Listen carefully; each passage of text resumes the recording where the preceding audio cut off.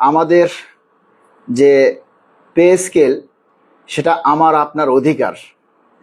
এই অধিকারের জন্য আমরা সারা দেশে আপনারা যারা এই গত 1 থেকে 3 ফেব্রুয়ারি পর্যন্ত আপনারা 2 ঘন্টা কর্মবিরতি এবং অবস্থান কর্মসূচি পালন করেছেন তাদের সকলের প্রতি কৃতজ্ঞতা জানাচ্ছি। এবং আপনারা এটাও অলরেডি শুনেছেন যে দাবি আদায় ঐক্য পরিষদ আগামীকাল মানে 5 তারিখ অর্থাৎ বৃহস্পতিবার সেই অবস্থান কর্মসূচি বা কর্মবিরতি সময়কে সকাল 9টা থেকে 1টা পর্যন্ত অর্থাৎ 11টা থেকে বাড়িয়ে 1টা পর্যন্ত, মোট কথা অর্ধ দিবস, আগামীকালকে অর্ধ দিবস কর্মসূচি ঘোষণা করা হয়েছে দাবি আদায় ঐক্য পরিষদের পক্ষ থেকে। আপনারা সারা বাংলাদেশে সেই আগের মতো স্বতঃস্ফূর্তভাবে সবাই যার যার জায়গা থেকে আপনারা আগামীকালের এই অর্ধ দিবস কর্মসূচি পালন করবেন। তবে একটা নির্দেশনা আপনাদের প্রতি সবসময় থাকবে, আপনারা সবসময় শান্তিপূর্ণভাবে কর্মসূচি পালন করবেন। কোথাও যেন আইন শৃঙ্খলার ব্যাঘাত না ঘটে, আইন শৃঙ্খলার যাতে বিশৃঙ্খলার সৃষ্টি না হয়, যান মাল বা জনগণের যাতে কোনো ক্ষয়ক্ষতি না হয় সেই দিকটা খেয়াল করে অবশ্যই আপনারা সেই দিকটাকে সর্বাধিক গুরুত্ব দিয়ে তারপরে আপনারা আগামীকালের অর্ধ দিবস কর্মসূচি পালন করবেন। এবং আমরা দাবি আদায় ঐক্য পরিষদ থেকে যে ঘোষণা দেওয়া হয়েছে, যদি আগামীকালকে বিকালের মধ্যে মানে 5 ফেব্রুয়ারি বিকালের মধ্যে যদি আমরা সরকারের পক্ষ থেকে যদি ফলপ্রসূ কোনো সিদ্ধান্ত না আসে, অর্থাৎ পে স্কেলের গেজেট প্রকাশ না হয়, তাহলে আগামী 6 তারিখ মানে আগামী শুক্রবার সকাল 9 ঘটিকায় আমরা কেন্দ্রীয় শহীদ মিনার থেকে বুকা মিছিল নিয়ে আমরা যমুনা অভিমুখে পদযাত্রা করব। দাবি আদায় ঐক্য পরিষদের পক্ষ থেকে আজকেও সেই কর্মসূচি পুনরায় ঘোষণা করা হয়েছে। আপনারা সারা বাংলাদেশ থেকে যারা আছেন সবাই প্রয়োজনে পরিবার নিয়ে, স্ত্রী সন্তান যে যা আছে, বিশেষ করে ঢাকা শহরে যারা আছেন সবাইকে বলবো আপনারা স্ত্রী সন্তান ভাই বোন পরিবারের সদস্য যারা আপনার উপরে নির্ভরশীল, যারা আপনার উপার্জনের উপরে নির্ভরশীল, যারা আপনার কথা শুনবে, যারা আপনার উপরে নির্ভরশীল নয়, যেমন আপনার ভাই আপনার উপরে নির্ভরশীল নয়, সে আপনার কথায় আসবে না, কিন্তু আপনার উপরে যে নির্ভরশীল মানে আপনার কামাই যে খায় বাংলা কথা, তাদের সবাইকে নিয়ে চলে আসবেন আপনার বেতন বৃদ্ধির দাবিতে। সবাই ঢাকাতে আপনারা জড়ো হবেন। তবে আমার বাংলাদেশ সরকারি কর্মকর্তা কর্মচারী কল্যাণ সমিতির পক্ষ থেকে, আই রিপিট ইট, বাংলাদেশ সরকারি কর্মকর্তা কর্মচারী কল্যাণ সমিতির সারা বাংলাদেশের যে সকল নেতাকর্মীরা আমাদের এই ব্যানার নিয়ে আসবেন, আপনারা সবাই এসে আপনারা দোয়েল চত্বরে জমা হবেন। সেখান থেকে আমরা ঠিক 9টায় আমরা আমাদের ব্যানারে আমরা মিছিল নিয়ে কেন্দ্রীয় শহীদ মিনারে আমরা ঠিক 9টার মধ্যে আমরা উপস্থিত হব কেন্দ্রীয় শহীদ মিনারে। আর আপনারা যে যেখান থেকেই আমাদের ডাকে আসবেন, আমরা সবাইকে অনুরোধ করব আপনারা শান্তিপূর্ণভাবে দোয়েল চত্বরে এসে জমা হবেন 8:30টার মধ্যে।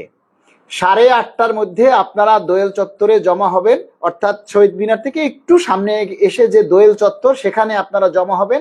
সেখান থেকে বাংলাদেশ সরকারি কর্মকর্তা কর্মচারী কল্যাণ সমিতির ব্যানারে আমরা কেন্দ্রীয় শহীদ মিনারে আমরা সমবেত হব এবং সেখানে আমরা একত্রিত হব। কেন্দ্রীয় শহীদ মিনার থেকে একত্রিত হওয়ার পর আমরা কেন্দ্রীয় নেতৃবৃন্দের নির্দেশনা অনুযায়ী আমরা যমুনা অভিমুখে আমরা ভুকা মিছিল নিয়ে রওনা করব। তবে আপনাদের সবার কাছে অনুরোধ থাকবে আপনারা সবাই 1 টাইম প্লেট নিয়ে আসবেন, কারণ আমরা যেহেতু ভুকা মিছিল করব, তা ভুকা মিছিল করতে গেলে আমাদেরকে খালি প্লেট নিয়ে আসতে হবে। তাই 1 টাইম প্লেট আপনারা সবাই সেই 1 টাইম প্লেট নিয়ে আসবেন, এটা আপনাদের কাছে অনুরোধ। যারা পারেন তারা সবাই 1 টাইম প্লেট নিয়ে আসবেন, পরিবারের সবাইকে নিয়ে আসবেন।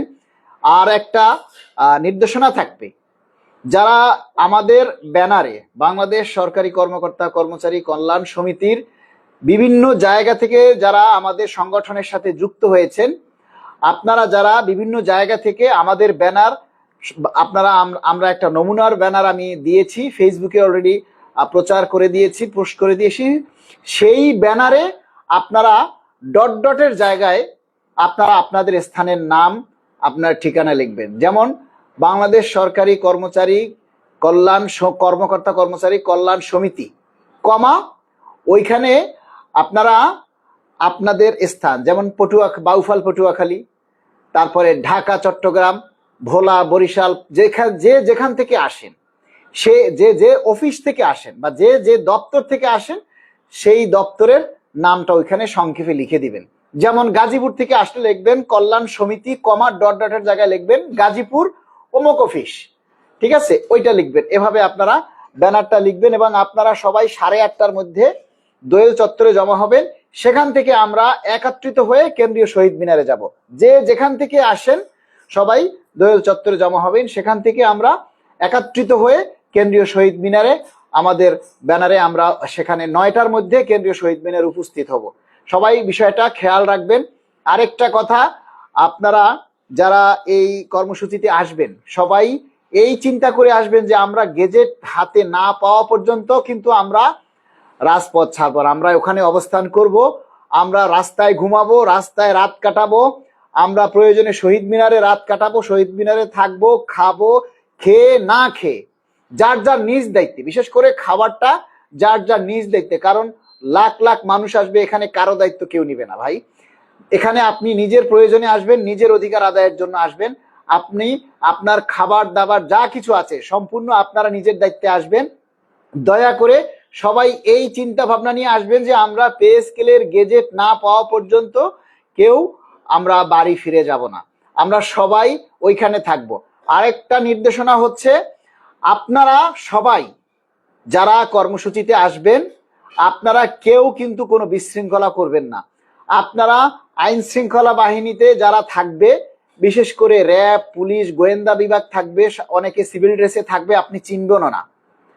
অনেক গোয়েন্দা আছে যারা সিভিল ড্রেসে থাকবে, তারা কিন্তু তাদের আপনারা চিনবেন না। দয়া করে কারো সাথে আপনারা বিবাদে জড়াবেন না, কোনো ঝগড়ায় জড়াবেন না। মোট কথা, আপনাকে যদি কেউ একটা থাপ্পড় মারে আপনি তাকে ধন্যবাদ জানিয়ে আপনি ঝগড়াটা এড়িয়ে যাবেন। আপনাকে এতটা বিনয়ী হতে হবে। আপনারা একটা কথা মনে রাখবেন, আপনারা যদি কখনো নিজেদের মধ্যে একটা কোন্দল সৃষ্টি করেন বা ঝগড়ার সৃষ্টি করেন, তাহলে আপনাদের কারণে আমাদের পুরো আন্দোলনটা অন্যদিকে ঘুরে যেতে পারে এবং আপনাদের সেইটার কারণে আমাদের পে স্কেলটা ব্যাহত হতে পারে। সুতরাং এই কাজটা কেউ ভুলেও করবেন না। আমরা যেখানে আমরা অবস্থান করব সবাই একসাথে থাকব, সবাই দলগতভাবে থাকব। একজনের সমস্যা হলে আমরা সবাই সেখানে ঝাঁপিয়ে পড়ব। বিষয়টাকে খেয়াল রাখতে হবে। আপনার একটা ভাইয়ের যদি সমস্যা হয় আপনারা সবাই সেখানে ঝাঁপিয়ে পড়বেন, ঝগড়া করার জন্য না, ঝগড়া করার জন্য ঝাঁপিয়ে পড়বেন না, তাকে উদ্ধার করার জন্য ঝাঁপিয়ে পড়বেন। বিশেষ করে আমরা কি বুঝাতে চেয়েছি সেটা বুঝতে পেরেছেন। পুলিশ, সেনাবাহিনী, নৌবাহিনী, বিমান বাহিনী, র্যাব, বিজিবি, এনএসআই, ডিজিএফআই, গোয়েন্দা সংস্থায় যারা যুক্ত থাকবে, নিয়োজিত থাকবে, সবাই আপনাদের ভাই, সবাই আমাদের ভাই, এটা মনে রাখবেন। তারা কেউ আপনাকে ক্ষতি করবে না, কেউ আপনাকে ডিস্টার্ব করবে না, কেউ উস্কানিমূলক কোনো কথা বলবেন না, কেউ সরকার বিরোধী কোনো কথা বলবেন না, কেউ কোনো রাজনীতি বক্তব্য কেউ দিবেন না, কোনো রাজনৈতিক দল নিয়ে কেউ কোনো কথা বলবেন না। মনে রাখবেন, এটা সম্পূর্ণ অরাজনৈতিক একটা কর্মসূচি। এটা আপনার আমার ভাতের লড়াই। এটা আপনার আর আমার সারা বাংলাদেশের 22 লক্ষ সরকারি কর্মচারীদের অধিকার আদায়ের জন্য সংগ্রাম। তাই আপনাদের একটা ভুলের কারণে যেন আমাদের এই কর্মসূচি ব্যাহত না হয় সেটা আপনারা খেয়াল রাখবেন।